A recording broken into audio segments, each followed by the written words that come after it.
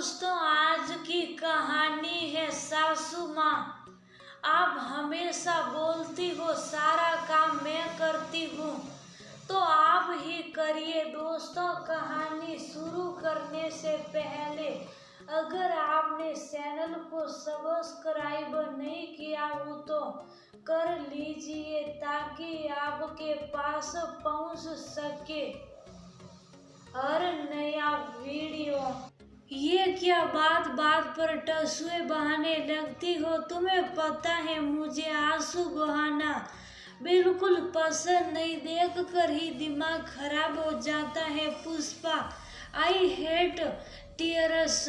पत्नी पुष्पा को रोते देख गिरधर नाराज होते हुए बोले, आपके सामने आंसू ना बहाए तो क्या, पड़ोसियों के सामने बहाए घर में आंसू निकल आते हैं। तो आपकी माताजी कहने लगती हैं कि पुष्पा बहू अच्छे भले घर में आंसू नहीं गिराते, अब शगुन होता है। एक तरफ तो ऐसे ताने मारे जाते हैं कि तुरंत आंसू सलसलाते हैं, दूसरी तरफ ही फरमान जारी हो जाता है कि आंख में आंसू नहीं आने चाहिए। अब कोई ये तो बताए कि मैं किसी को गलत बातों पर जवाब ना दूं, क्योंकि घर में लड़ाई झगड़े ना हो, कलेश ना हो। अब थोड़े आंसू बहाकर मन की भड़ास निकल जाती है तो उसमें आप सबको आपत्ति है, मतलब किसी भी तरह से जीने नहीं देना है घर।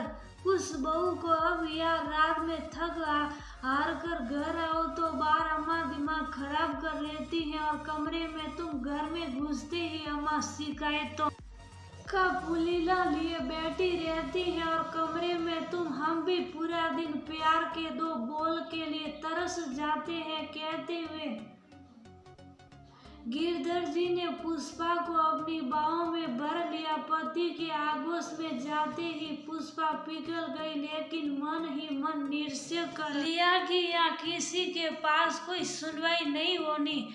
अब जो भी करना है मैं ही करूँगी, वरना आंसू ही बहाती रहूँगी जिंदगी भर। सुबह सुबह वह जैसे ही आई, आज तो बहुत जल्दी आंख खुल गई। आधे से ज्यादा काम तो हमने ही निपटा लिया, अब जाओ आराम से बैठो। अम्मा जी ने ताना कसा, काम तो निपट ही गया है तो फिर मैं भी आराम से बैठूं, अब काहे की जल्दी है। ये कहकर राधिका अपने कमरे की तरफ जाने के लिए मुड़ गई है। सुनते ही सुशीला जी बगले झांकने लगी, क्योंकि उन्होंने तो सिर्फ सुनाने के लिए कहा था, यहाँ तो एक दिन का भी इधर से उधर नहीं हुआ था। अगर ये भी कमरे में चली गई तो सारा काम कौन करेगा। खुद काम करने का सोचते ही उन्हें पसीना आ गया और उन्होंने तुरंत राधिका को रोक लिया। तुम्हें तो बस कमरे में जाकर सोने का बहाना चाहिए। हाँ, मैंने अपनी चाय बनाकर पी ली है, ये काम कम है क्या, वरना सास कोई काम नहीं करती।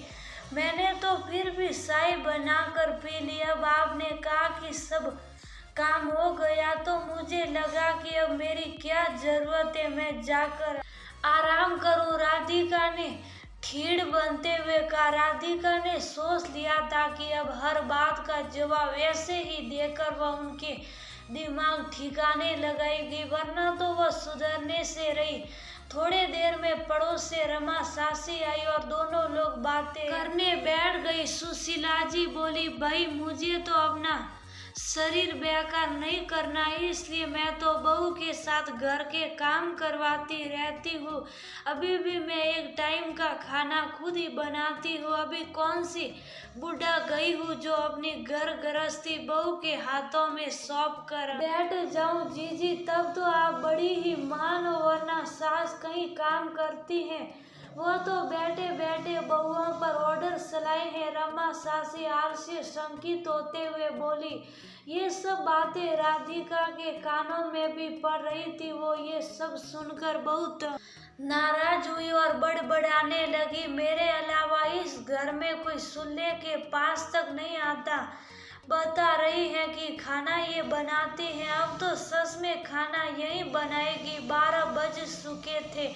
अभी तक राधिका ने खाने की कोई तैयारी नहीं की। वो शुभ साप अपने कमरे में बैठी थी, तभी आवाज आई, बहू 12:30 बज चुके हैं और तुम अभी तक बैठी हो, खाने की कोई तैयारी नहीं की। तुम्हें तो मालूम है तुम्हारे ससुर जी 1 बजे खाना खाने आ जाते हैं। क्या कहा आपने? खाना मैं बनाऊंगी। आज तो अम्मा सासी से बता रही थी कि खाना आप बनाती हैं, तो फिर मुझे आवाज क्यों दे रही हैं? आप खाना बनाती हैं तो आप ही बनाइए, मुझे किचन में आने की क्या जरूरत है? अरे वो तो मैंने रमा से ऐसे ही अपनी दाग जमाने के लिए कह दिया, कहीं उसे ये ना लगे कि मैं बहू से सारा काम करवाती हूँ। मैं कुछ भी नहीं करती, मैं इसमें झूठी क्या है, सब कुछ तो मैं ही करती हूँ। लेकिन आप सबके सामने यही बताती रहती हैं कि आप करती हैं। आप जरा सी बहू की तारीफ कर देगी तो बहू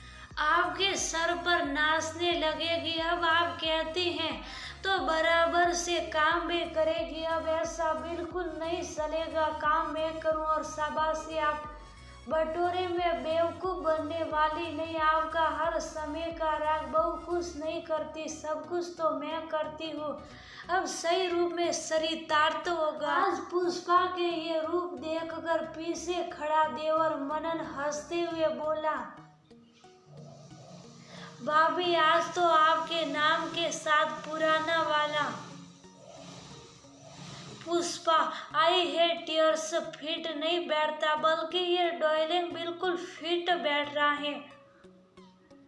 पुष्पा नाम सुनकर फ्लावर समझे कि अपन फ्लावर नहीं फायर है। आज तो सचमुच मैं आपने अपने तेवर से आग लगा दी, मजा आ गया कहकर जोर से हंसने लगा। क्या करूं देवर जी, जब घी सीधी उंगली से नहीं निकलता तब उंगली टेढ़ी करनी पड़ती है, वरना लोग अंडर एस्टिमेट करने लगते हैं।